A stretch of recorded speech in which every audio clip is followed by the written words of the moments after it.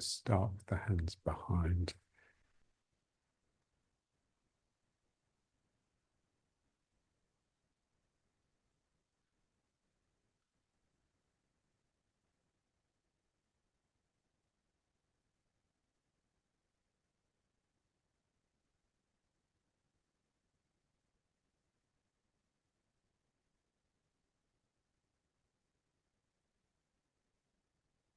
Flattening the mid-back. It allows you to settle down, sit down into your sacrum, and for the thymus to rise up. Make sure the head is pulled back, so the neck is being stretched as well.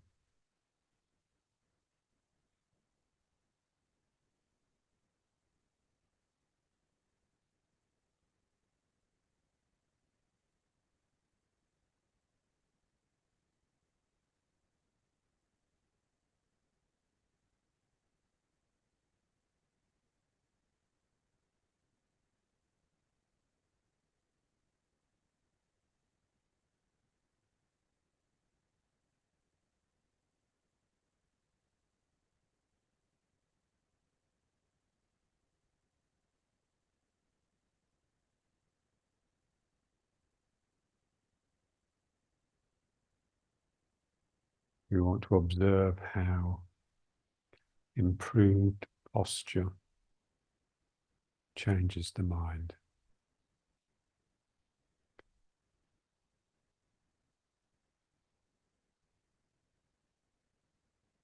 You have more chance of letting the mind just slip out of the system if you've got a head that's pulled back. When my head droops forwards, my head is very much in the system. That was John's big downfall, really. He never tackled his head. He craned forwards. He was almost hunchbacked.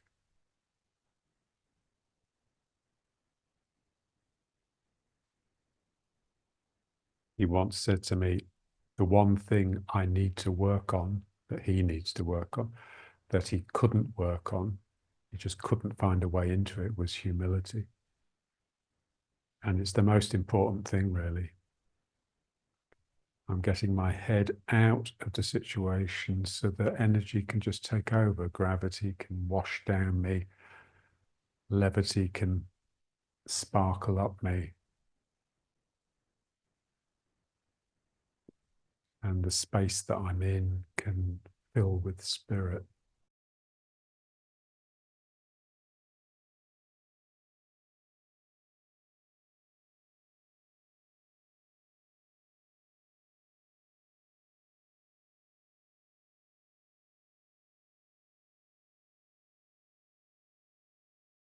Rub the hands and we'll do the knees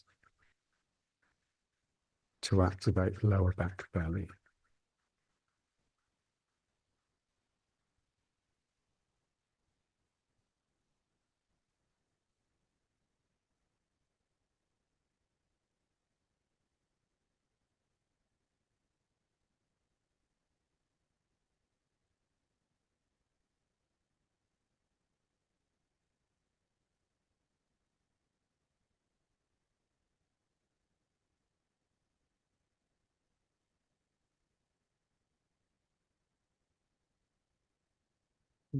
Rubbing the knees.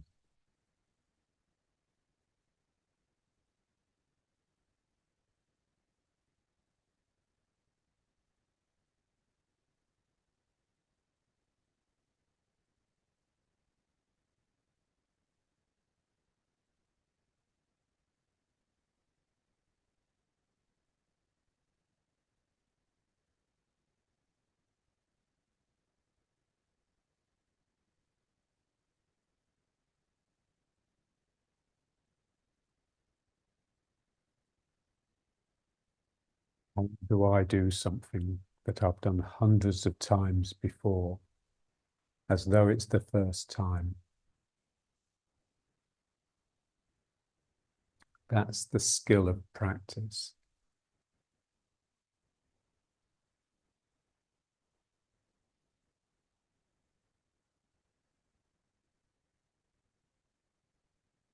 like a toddler, when the toddler watches a video, they always want the same one, and it always gives them the same delight.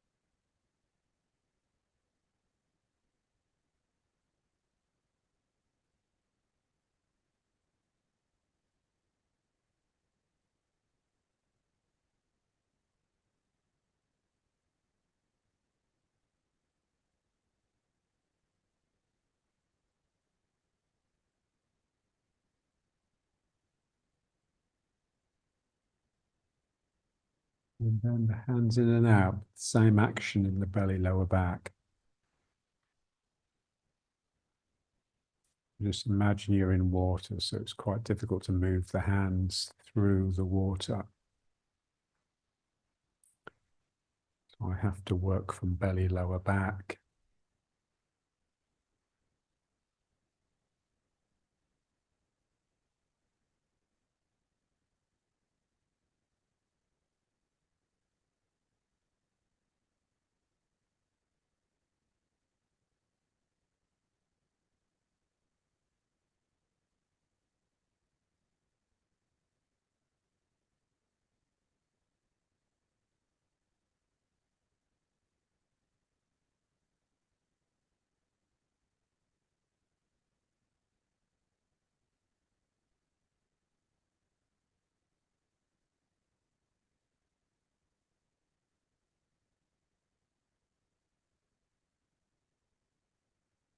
And begin to get a little bit of a turn into it. So as you open, turning to the corner. As you close, back to the front.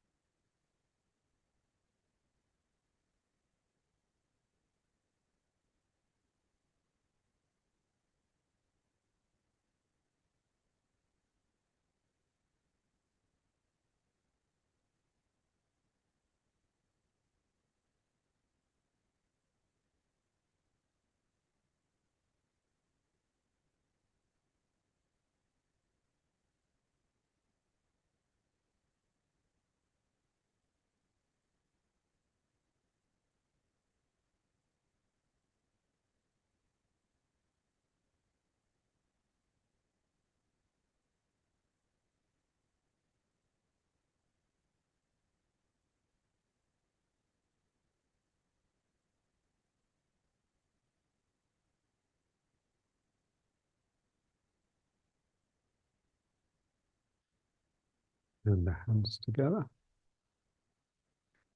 And now, like the stick, so hands up and out, and I just pretend the arms are the stick. Make fists and turning. Trying to get the action of the turn as low down the spine as possible.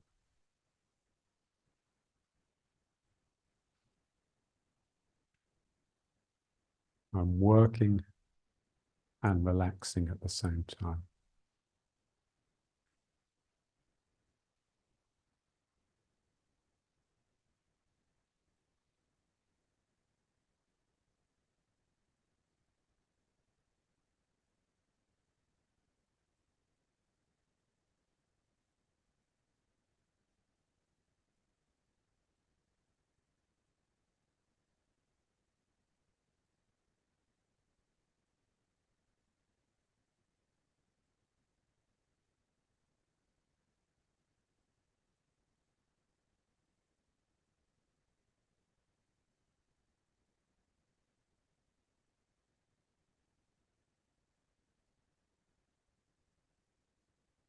Then open the fists, and now tips of side bends.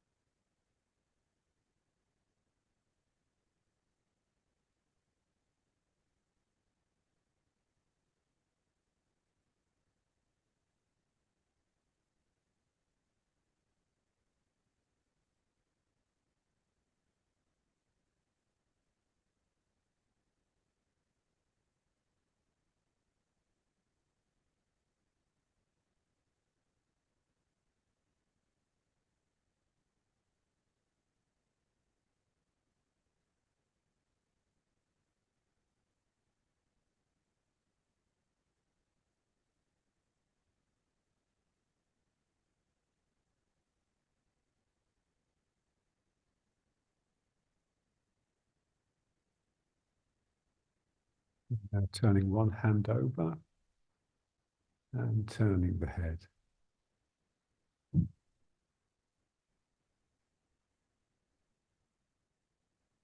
Effectively a figure of 8.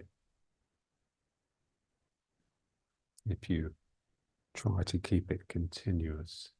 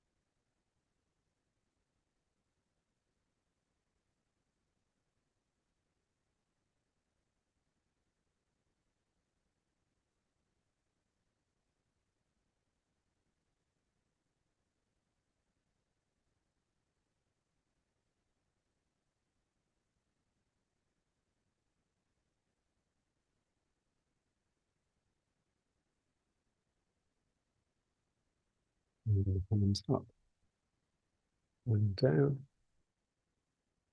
And then rubbing the hands again, and we'll do the eyes.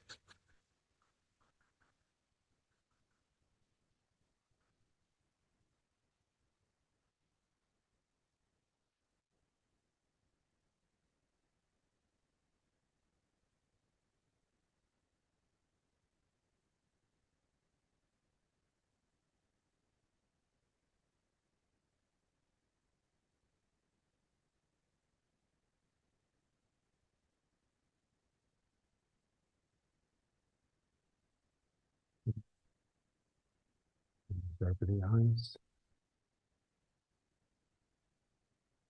Let the head sway a little bit just to keep movement in.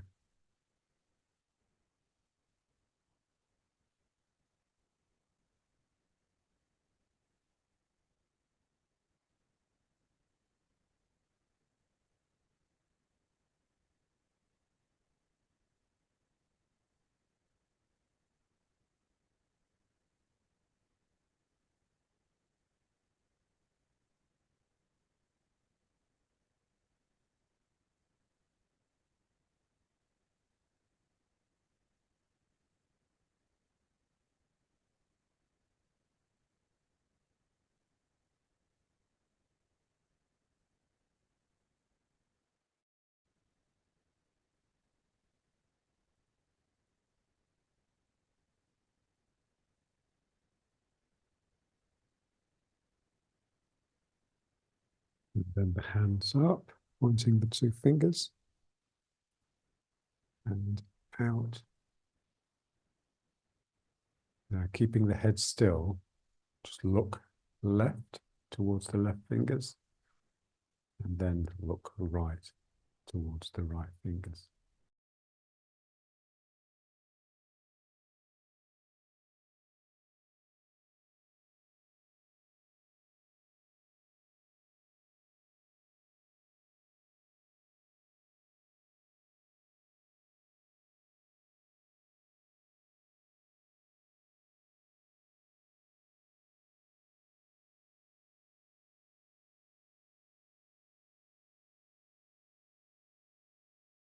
Feel the flow of energy that follows your eyes.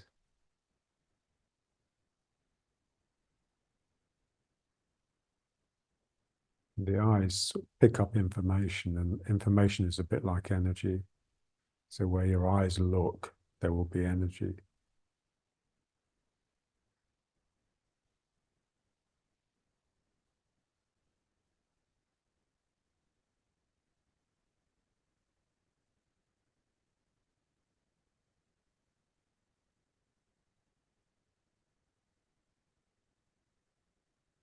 And the hands up again and down.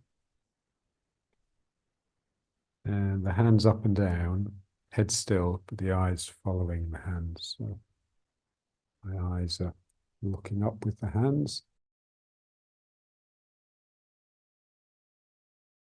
And then my eyes follow the hands down until they're looking on top of the fingertips.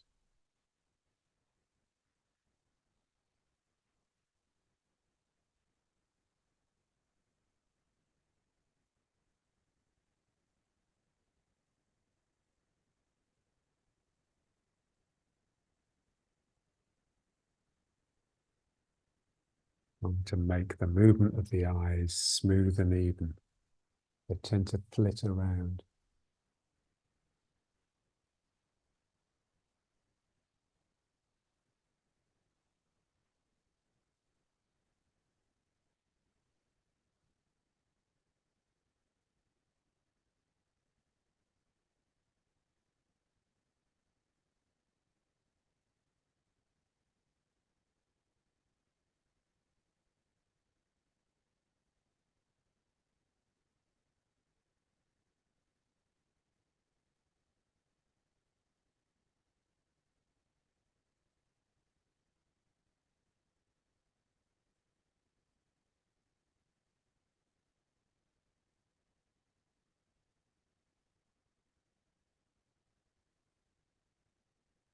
And then the hands up and out again. Again, pointing the fingers. Now snaking the hands, keeping the eyes looking ahead, but very much aware of the movement in your peripheral vision.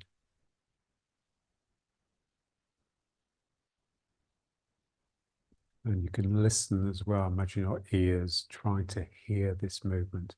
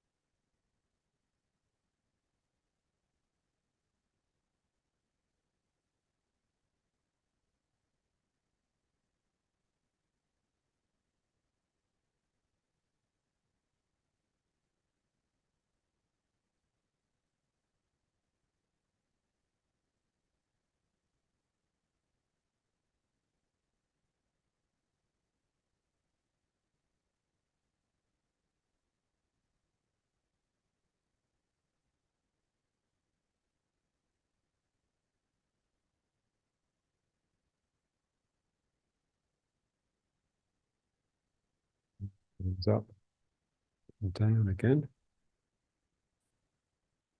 And now pulling in the belly, tightening it up, screwing up the eyes and the fists, and then unclenching.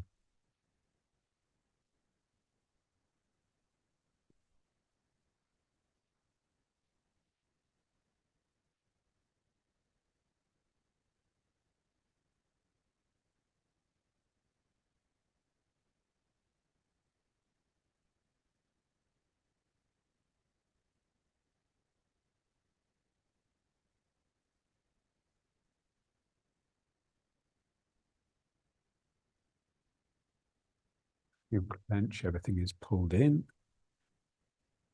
As you unclench, everything is pushed out.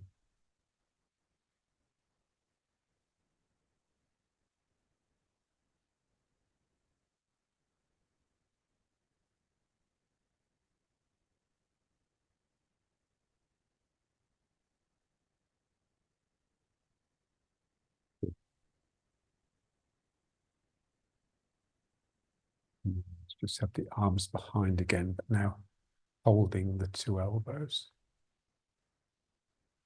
And just a few seconds.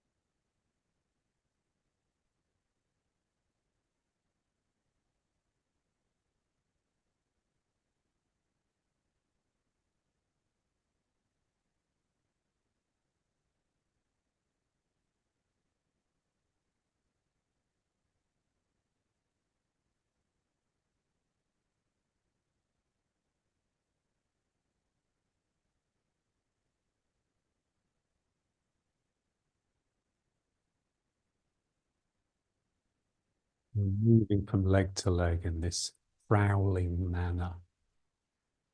My legs are rounding to keep me down and to move me along.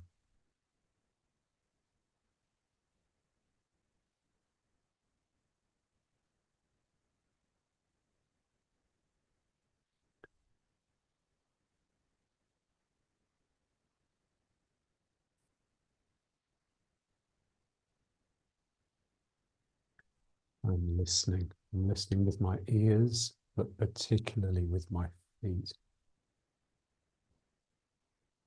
My feet are the two stethoscopes listening to the vibrations in the ground.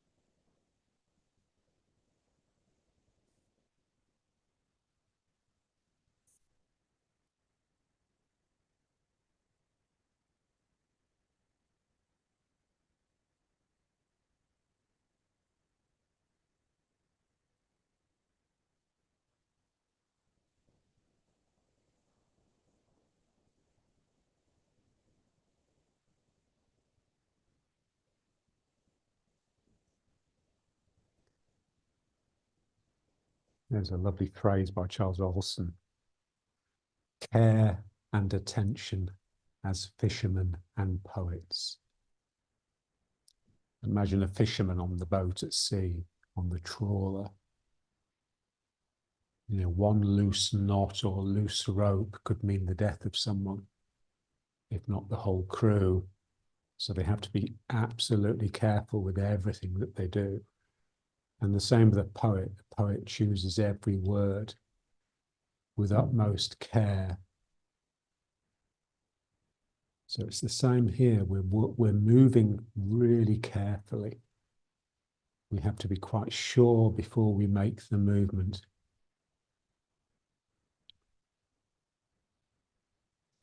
I'm sneaking, creeping.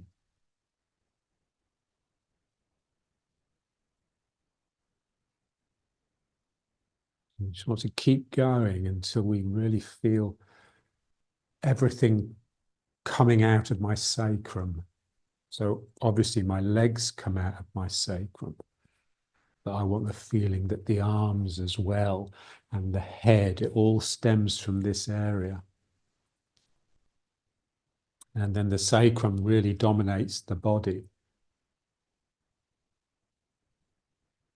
which is what we want.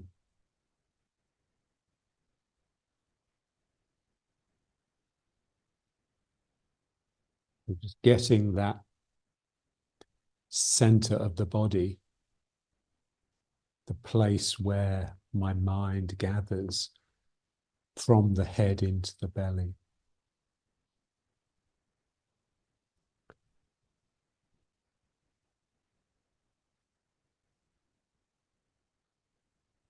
So you're sort of listening, but you're listening as much with your gut as with your ears. You know, when I've got feelings, hunches, you know, you just feel it, you just know it, even though you can't explain why.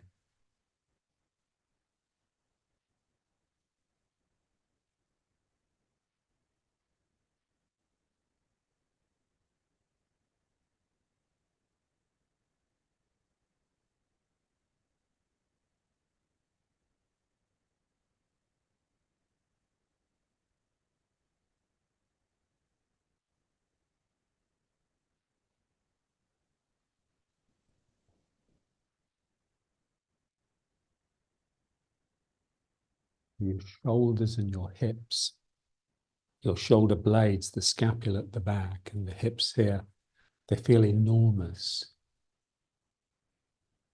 It's the beginning of the wings. So the feeling is that hips and shoulders swell. The same as here.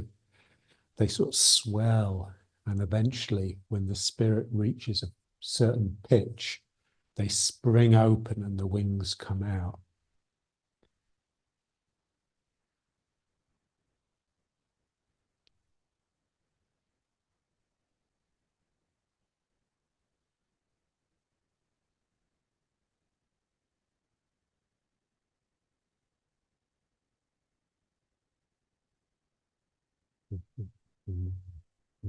Pause.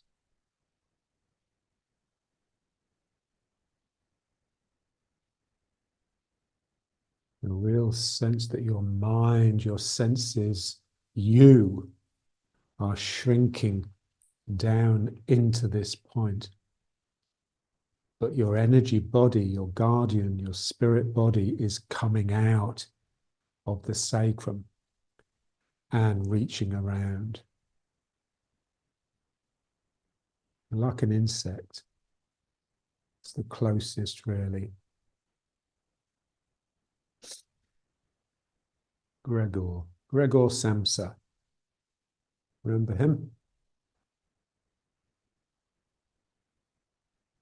I was reading about Max Brod, who was Kafka's friend, executor, and publisher, who moved to Israel. He used to live in Tel Aviv, apparently.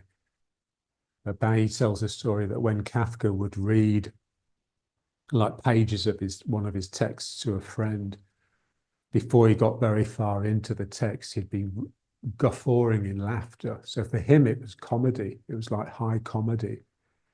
This absurdity of the lives we've made for ourselves.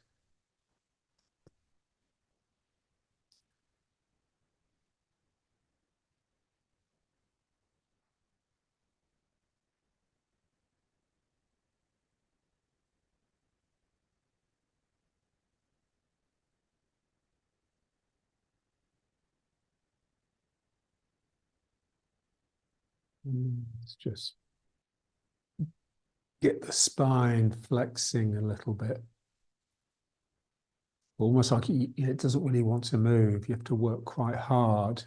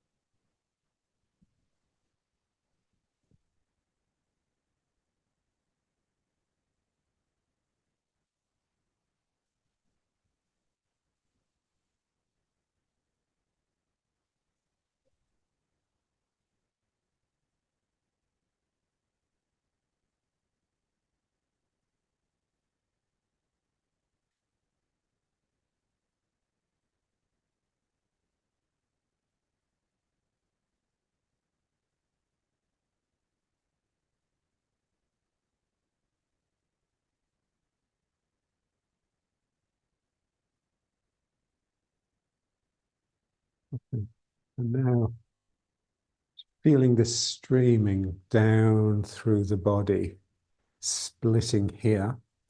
This is the narrow part of the tube, so this tends to get blocked. Hips, groin, sacroiliacs. So it's to do with shitting and fucking. So two things we don't like to think about. And so it's fraught with tension and anxiety, this whole region. So we tackle it by just getting a flow through it and down into the ground. So I'm channeling these lines of gravity, this rain, this flux that's flowing down through my body, through that sacral region. And then it's like, oh, it sort of can just, once it gets through this narrow bit, it just gushes down.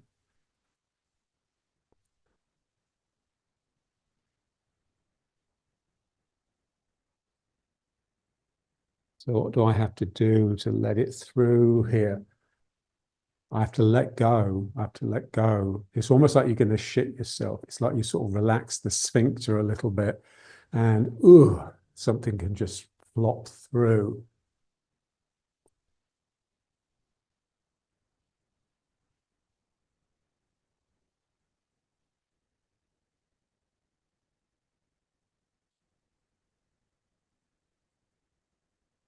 It's all letting go. As I was saying, all Eastern spiritual work, Taoism, Zen, all these things, it's not a matter of acquiring things or knowledge or information or wisdom even. It's just letting go of everything so that you're just naked, you're just there. And there's all it is just your spirit, really. All the things you've accumulated have slipped away. So it doesn't feel good.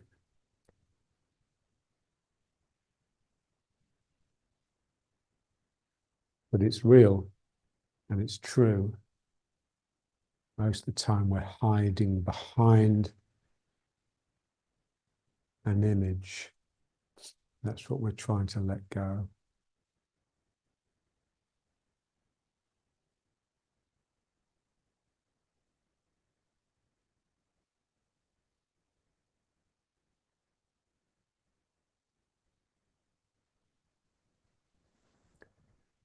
Even in like, Western spirituality, religion. So George Herbert, the poet, he was a priest. And he said the function of the priest is to reduce man to the obedience of God. So again, just shedding, letting go.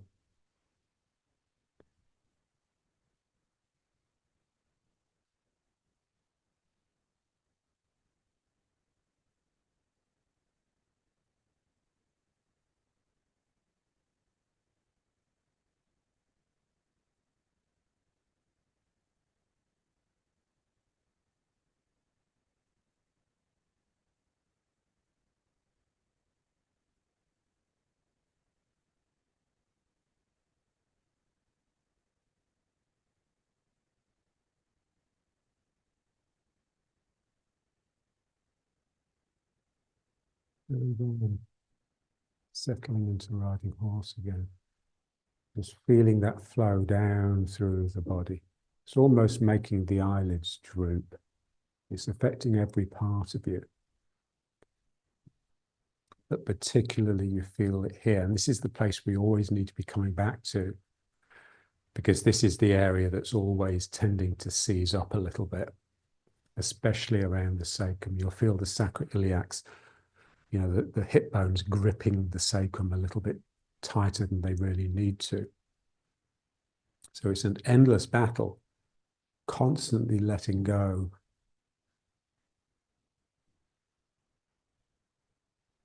And then you feel like the soles of the feet have also let go. And so you settle naturally into the outside edges because this area is spreading. And then the instep can draw energy up from the ground.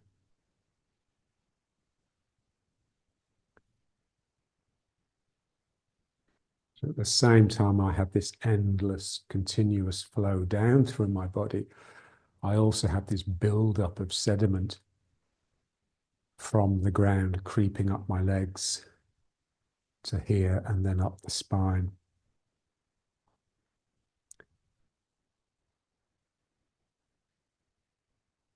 I want to feel the presence of the ground in every part of me. And so when you touch someone, it's as though you're touching them with the sole of your foot as much as your hand. And you can really feel the ground having come all the way to the top of the head.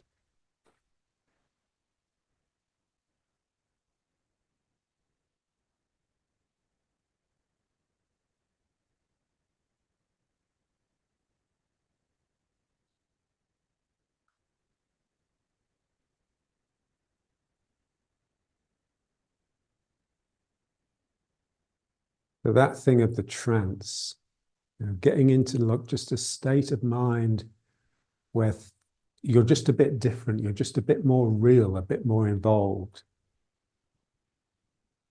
You're no longer the observer. So very much you are possessed by the spirit, and the spirit is working you. So you sort of lose control. You lose your mind. This is what we're trying to do all the time, not go crazy, but lose that control that we've learned to have over not simply ourselves, but everything in the room. We don't realize it, but the room is the way it appears because we have made it that way.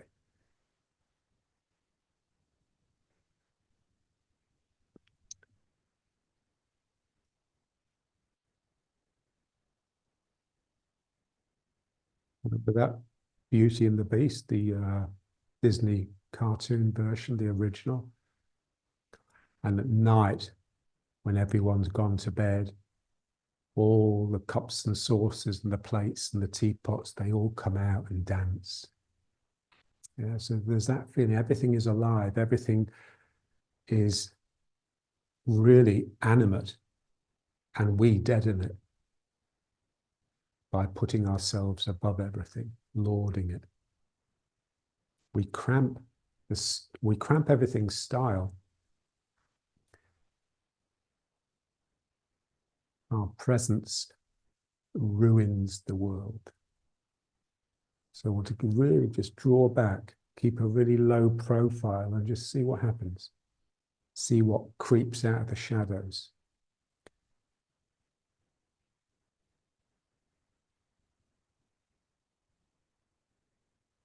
Okay. And now turning, but again, getting it from the two legs. My two legs are working on with the ground to produce this turn.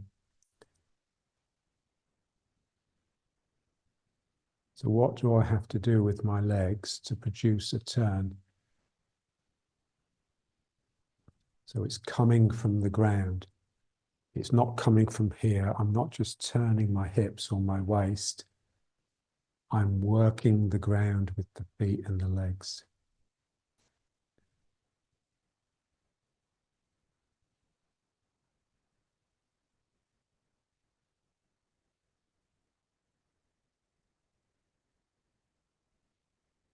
And you see that, here this leg is pushing to push me round, and then that leg pulls to pull me back, and then this leg pushes.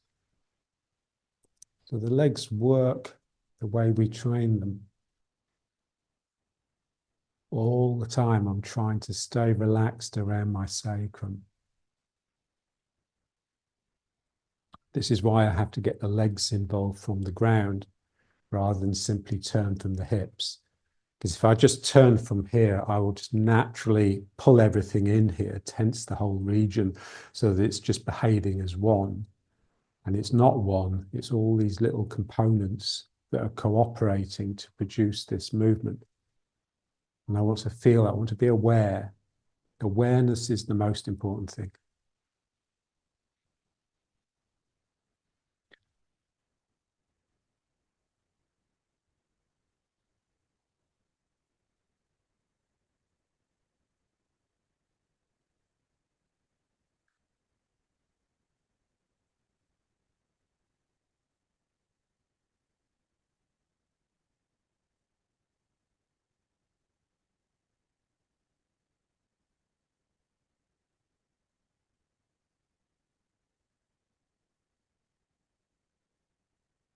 So what we want to feel is this movement, this use of the legs.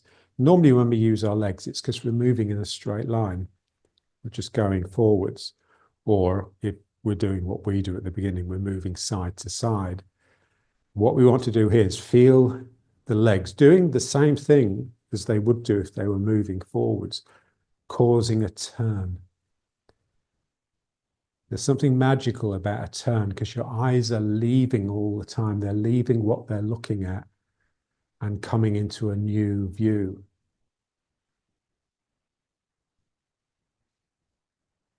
There's something very fresh and refreshing about the turn. And then there's also something magical about the return. You've gone one way and you realize you can't go any further, so you return. Are things the same as you passed through the last time? And of course, they never are, because you've changed.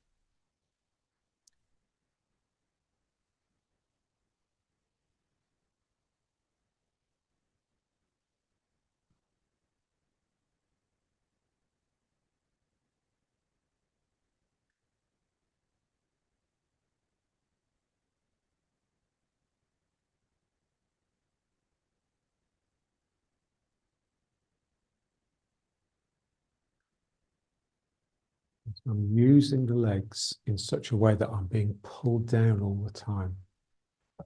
I'm staying low. Like you're wanting to hide.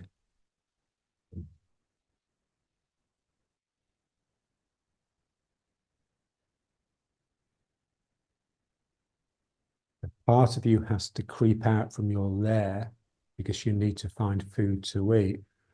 Another part of you is really timid.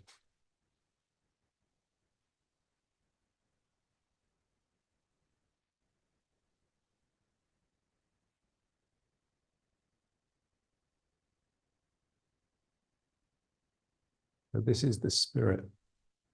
You know, when you just want to stay home and just relax in front of the TV, there's some other aspect of you that thinks, oh, I'll take a risk. I'll go outside.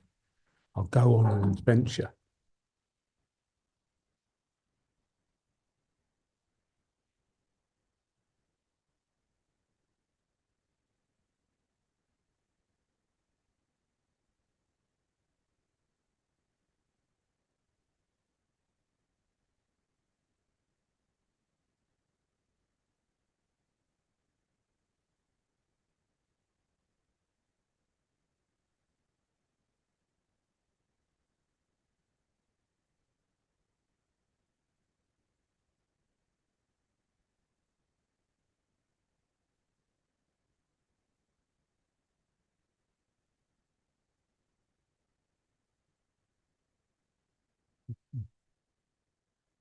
Just bring it back. But it's there, this turn is still sort of going on in your energy. It would take you a few minutes for everything to come back to complete stillness.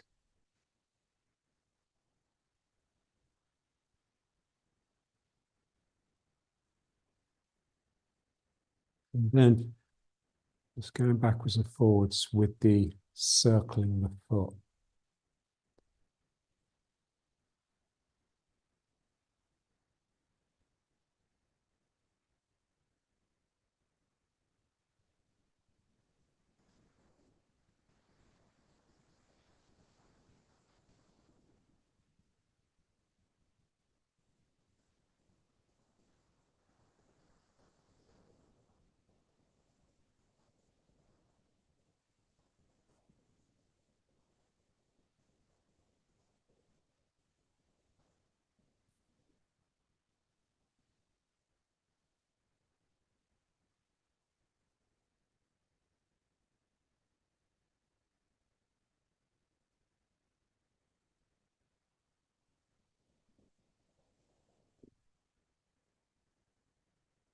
My hand is brushing the inside of my knee to keep it out.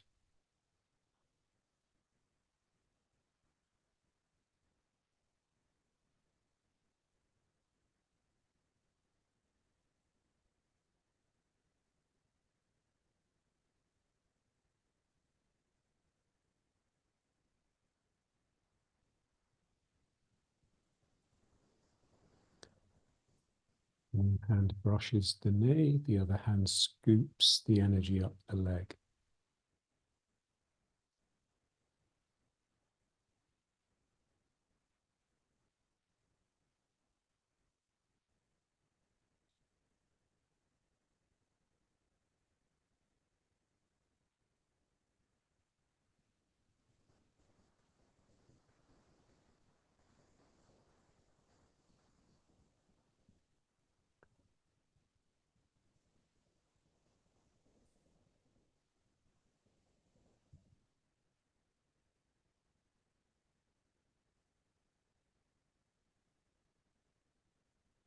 And then the other. Oops.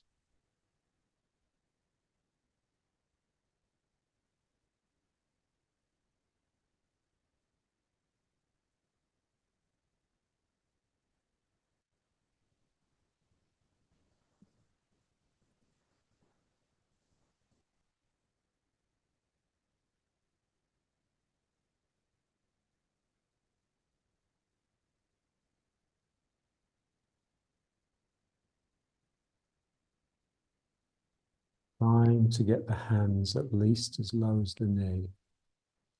I want to have a real awareness of what's happening energetically in my lower body. It's a place we never normally venture with our minds. We just assume it's taken care of by our legs.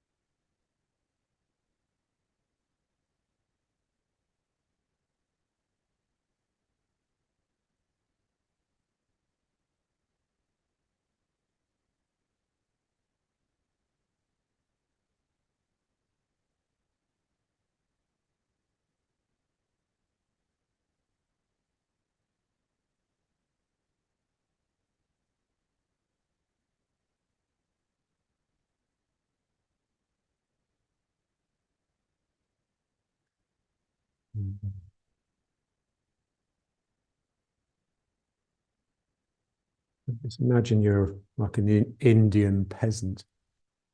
You know, they wouldn't have armchairs, definitely. Probably wouldn't have chairs either, benches, if anything. But most of the activities would be done either squatting or sitting on the ground.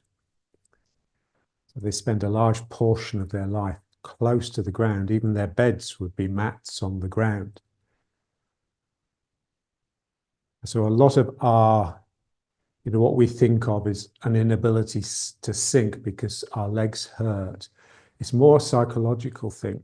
We're just not used to being close to the ground. We associate the ground with dirt and like a lowliness, like a peasant lowliness that we think ourselves grander than. So we just want to just be really familiar and comfortable, low down, humble. The word humble, it just means of the humus, of the earth.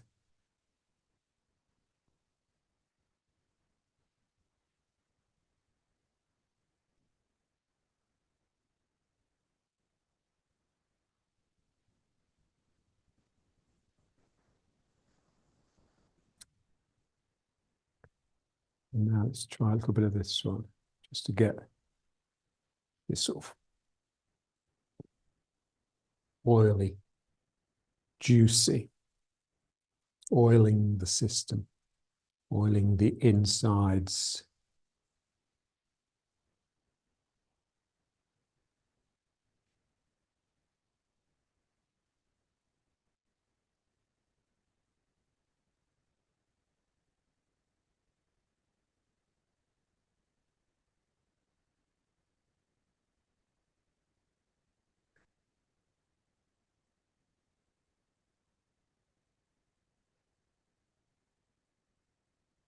Quite interesting, you know. So we've got these two aspects of the autonomous nervous system, the sympathetic and the parasympathetic. So most of these sort of body work, relaxation, energy work, spiritual meditation, things like Tai Chi, yoga,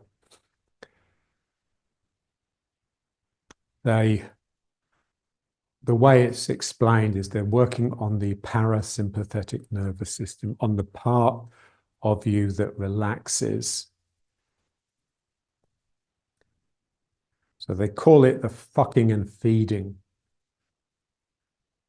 part of the nervous system, because those are two activities that you're only going to engage in if you're relatively safe and relaxed.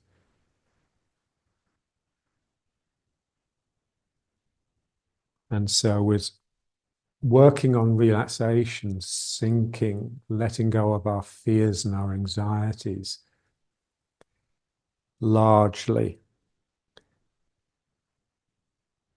But we don't want to neglect the sympathetic nervous system, which is the fight or flight, to do with dealing with danger. We don't want to neglect that. You know, we need this balance, this Taoist balance, the yin and the yang, not just the yin. And I once asked John, you know, because I had trouble understanding what he meant by spirit, the same as everyone else. So I said to him, you know, what does it feel like when you're possessed by spirit? And he just said, it just feels like you're losing your temper. You know, just imagine something is building up and you scream and just uncontrollably. So that's the feeling. Something in you is beginning to boil. And that's what we're working for, really. We want to work in such a way that we are relaxing and sinking and spreading out and expanding. But at the same time, there's another part of us that is drawing in and beginning to intensify, come to the boil, and then blow the top off the pressure cooker. And that's the spirit. And this is why spirit isn't mentioned generally. You know, most people never work with it. But without it, there's no balance. You can't really work on the other either. So here we're working. So we want to work in such a way that it's not too easy. We're dealing with difficulty, and I'm having to rouse a little bit of passion to actually do the job because it's difficult. That's what John always used to say. People don't get it wrong because it's too easy. They get it wrong. The people don't get it wrong because it's difficult. They get it wrong because it's too easy. And because it is easy, they can just forget about the spirit.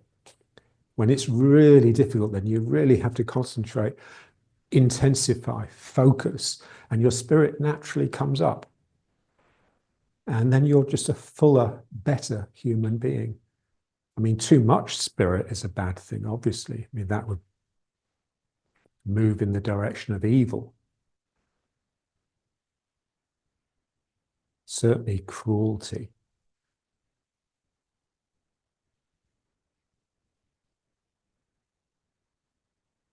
And now, just lifting the foot. But remember, I want to go into the foot that's going to support me in the right way. So I sneak around it. I'm sneaking down around the edge of the foot, and then the other foot can sneak up the inside of my leg. So it's got this sort of furtive, sneaky feel when you get it right. Like you just can't go quickly because you'll just neglect part of it.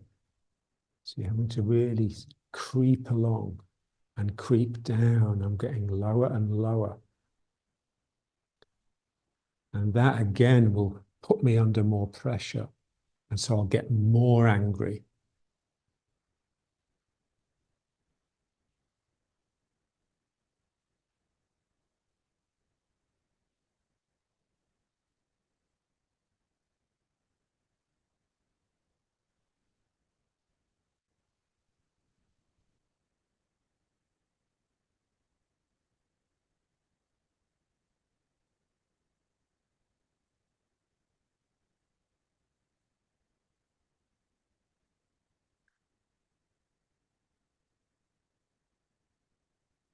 That looks good. So you're good at this. You're good at being sneaky and creepy. So it's like, oh, how minimal can I become? How much can I shrink into my belly? And how much back can I swell out? Think of a hedgehog that's rolled up into a ball. Its belly is now protected by all these spines. That's exactly how we feel.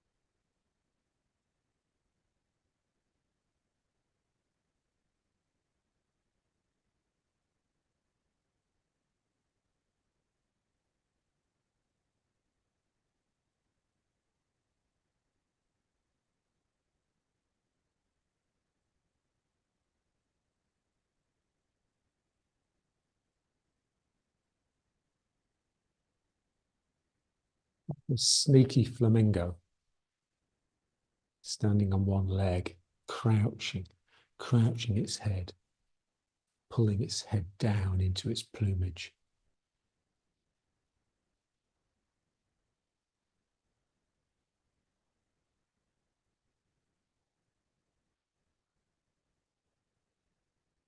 Okay, so let's finish.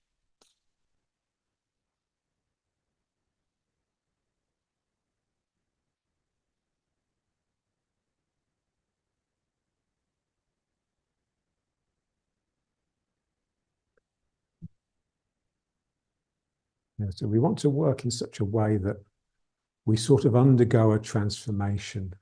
We become different. We feel different. We're more awake. We become a different creature. And then we want that transformation to bleed into our life when we leave the work. So we don't want to just switch out of practice mode and into normal self-centered mode. We want to take a little bit of this animal that we've become with us.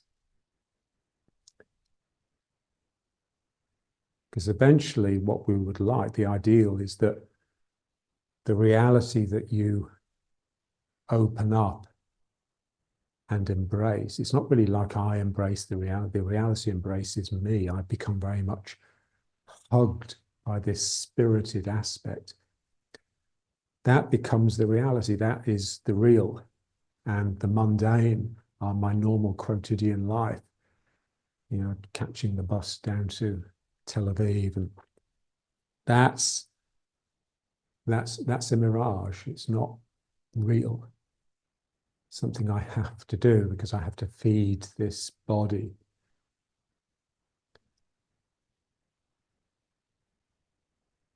And then we just like to bring a little bit of this spirited aspect into our encounters with the world. So that's what, John would mean by practicing all the time, having little things that you can engage through the day that constitute practice, constitute you becoming this spirited creature just for a moment. Okay, let's just bring the feet up. Again, I feel like I'm wanting to pull down. This is certainly tied to the ground elastically. It's wanting to go all the way down.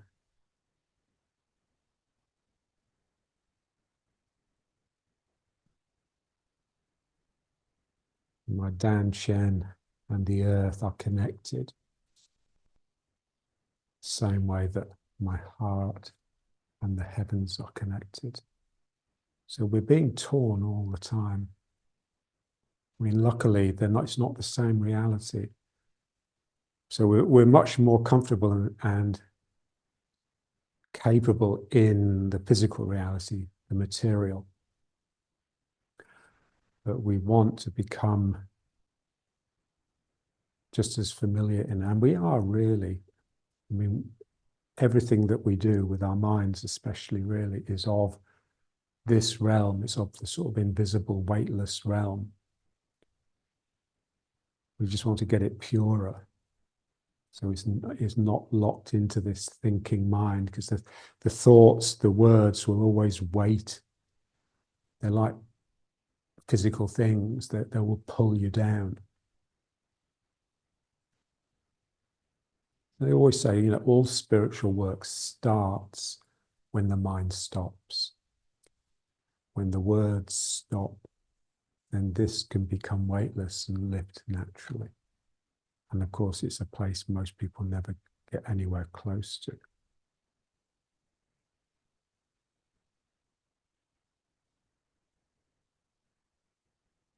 Okay.